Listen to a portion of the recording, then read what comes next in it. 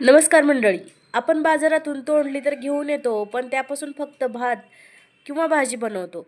पण आज आपण अशी एक रेसिपी पाहणार आहोत तोंडल्यापासून बनवलेली. तर तुम्ही नंतर तोंडली परत परत बाजारातून घेऊन याल अशीच ही रेसिपी आहे. त्यासाठी इथं तोंडली धुवून एका इडलीच्या पात्रामध्ये थोडंसं पाणी टाकून तोंडली वाफवून घ्यायची आहेत.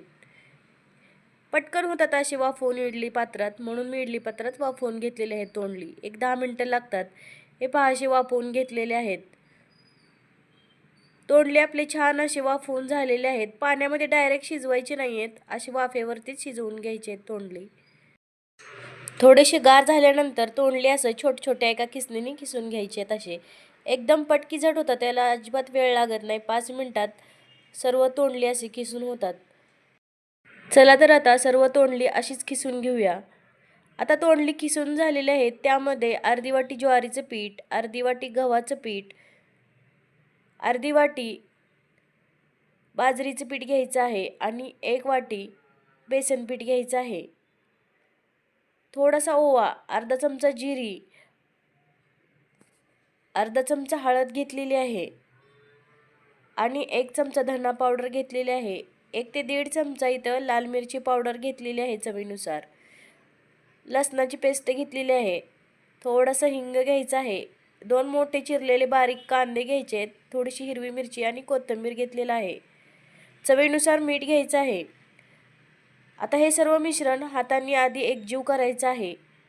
थोडंसं ओलसर असल्यामुळं आपली तोंडली याला जास्त पाण्याची गरज पडत नाही. थोड्या पाण्यामध्येच हे घट्ट असा गोळा मळून घ्यायचा आहे आपल्याला.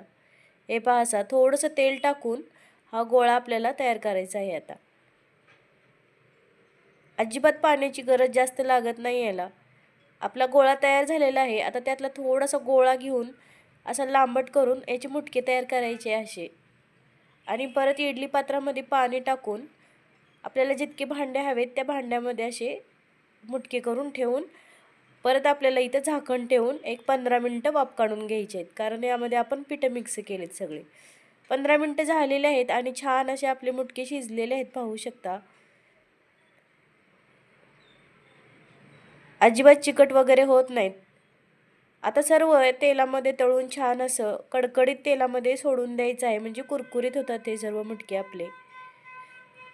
हे पहा आपले मुटके छान असे तळलेले आहेत. आता आता काढून घेऊया कुरकुरीत असे.